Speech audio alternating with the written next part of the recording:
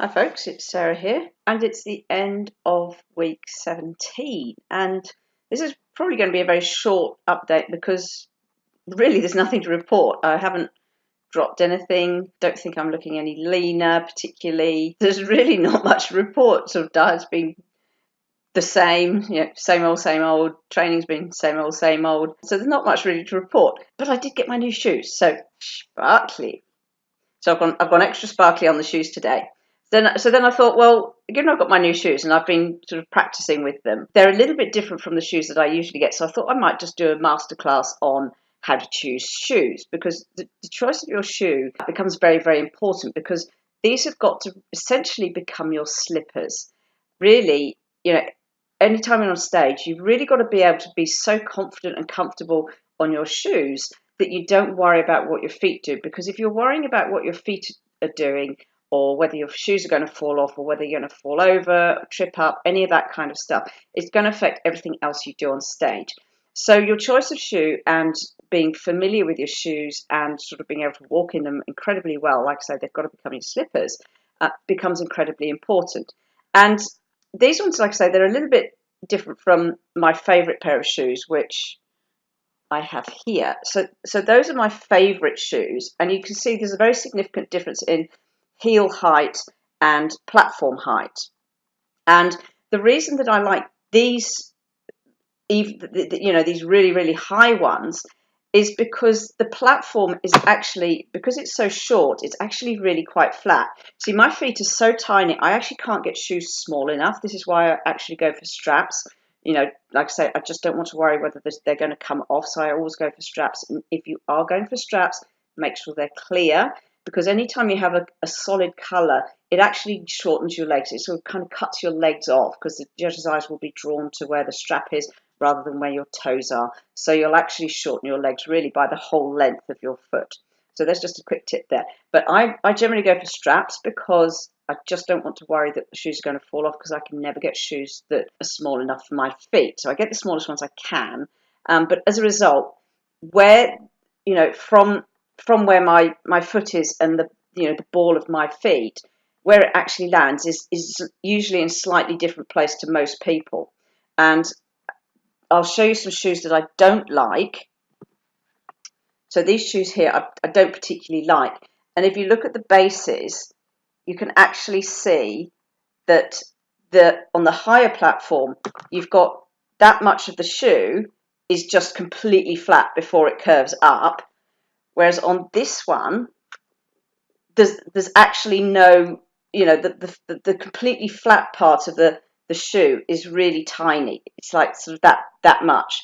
And because the ball of my foot actually sort of hits about here, all of the weight of my feet is falling on this curved section here. I don't know if you can see this. I hope you can see this. So the flat bit is from here to here, so it's really tiny. It's only that big. And then the shoe curves up. But because the ball of my toe actually sort of hits on the curved bit, that was a flat surface, I always feel like I'm tipping forwards. Okay, so these shoes I don't particularly like. These are my IFBB shoes. IFBB has to be, they do actually specify the maximum platform height, so I can't wear those for IFBB because the platforms are too high. So these are my IFBB shoes. And these don't have straps actually, but these are actually really comfortable. I actually really do like these shoes, and they do stay on.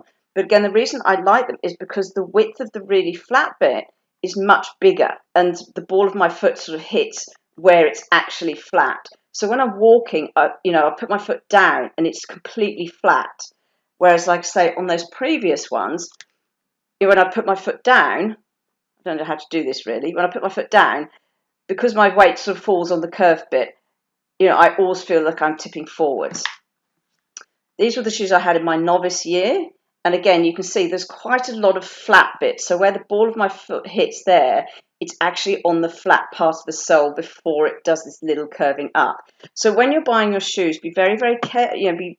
Look at how long the actual flat part of the shoe is, because that will give you a much more stable base, and you'll be able to walk an awful lot more easily without feeling like you're sort of kind of tipping forwards. So these are my new ones, my sparkly ones, and although they do have a very curved base, I think there's, so far, fingers crossed, so far they're not too bad, and the weight of my foot is falling. The flat bit's quite big, but the ball of my foot is falling just inside the flat bit. So these are actually okay at the moment. It's just really a matter of practicing now. So I just thought I'd do a very, very quick masterclass on your shoes. There was another actually very interesting conversation I had this week about how, or whether it's possible to gain weight even though you're on really low calories, you're doing all the exercise, your diet's bang on, your training's bang on, and stuff like that. And I came across, because of course, losing weight and the weight you are on the scales on any given moment is dependent on an absolute myriad of factors. What did you eat, how hydrated you are, whether you slept, whether you're stressed, have you been running around? All sorts of things affect your weight on your scales. So it's entirely possible, even when you're sort of trying to lose weight, that your weight can pop up and just bounce up and down a bit all over the place, as we all know. It's dependent on so many factors that it's impossible to say what might have caused a little bit of a weight increase. And I was having that conversation, and I came across this absolutely brilliant map. Hopefully you can see it here. I'm just going to try and zoom out. This diagram here, it's actually an obesity influence diagram, and it covers a number of factors that affect, I guess, obesity and weight gain. And you can see that it's absolutely like spaghetti. Simple little diagram that explains how you can put weight on even, or apparently put weight on even, if your diet and training is absolutely spot on. It just made me laugh, this diagram, because it's so complicated. But when I showed this to I can't remember who I was talking to, but when I showed this to who I was talking to, they were like, "Yeah, okay, I get it now."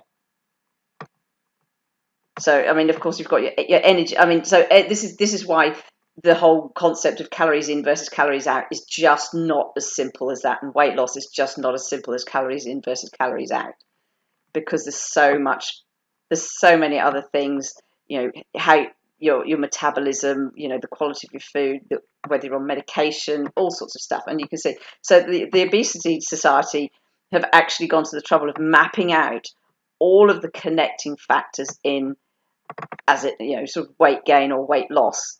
And you can see it's fiercely complicated. So I just thought I'd show you that, because I just thought it was very, very interesting. It is an interesting thing about the whole concept of sort of weight loss and fat loss, and how complicated it is. And of course, this is why a lot of people find it so hard to lose weight, and it's very possibly why I'm finding it so hard to lose weight right now. There's somewhere in this spaghetti tangle, there's an awful lot going on somewhere to do with my physiology. So I just thought I'd do that. Alrighty, let's go to photographs. And I decided to sort of see if I can find a bit different light, because where I've been doing the photographs, you're just not seeing any sort of progression and really not seeing any definition. So I think this is slightly better, a little bit. So I am getting some nice separation now through my shoulders. You can see my biceps a little bit there, which is really cool. And the veins are starting to pop out on my forearms, which indicates that I'm starting to get lean enough, which is cool. I've just got you can see that the fat's slowly coming off between my glutes and my hamstrings now, which is kind of good. There's some nice separation there through. I'm starting to get a sort of shape through my biceps. You can see the shape of my biceps now coming out. And look, you can really start to see some shape in my rhomboids, which is good. And look, rear delts are starting to appear. So look, there has been progress. And I think I think I might use this lighting before again, because I think it's just showing it a little bit better. I'm starting to get some shape to my glutes here. But look, there's such a long way to go. It's just phenomenal. I did get on the scales. I had one day this week when I was feeling really light. And generally when I feel really light, that's when I get on the scales. But I got on the scales and I was 58 dead, which means I've sort of put on 100 grams since last time. So I actually haven't lost this week at all, even though I had a couple of days when I was feeling really light. So look, that's pretty much it really for this week. Like I say, short and sweet, bit of a masterclass on shoes. I'm just going to keep going, not changing the diet. I didn't do it this week again. I really must try and get a little bit more, I guess, neat happening, and just sort of walk around a bit more. I mean, I do go out at lunchtime every day and walk sort of go and get my coffee and stuff, but that's not very much. I think I probably need to extend it by about 4 blocks and do a decent walk at lunchtime to go and get my coffee the scenic route. So I do really need to start sort of increasing my needs a little bit. Our bathrooms at work, I have to go up half a flight of stairs, so maybe I'll start going up an extra flight of stairs to go to the next sort of set of ladies, things like this. But that's definitely got to happen this week. So look, there we go. That's it. Short and sweet. I'm going to keep going, get as lean as I possibly can before I go to England, because I'm actually going to be doing a number of sort of videos in England. So I really do want to look as good as I possibly can. So that's pretty much it. Keep going. Take care. You have a good week, and I will see you next week.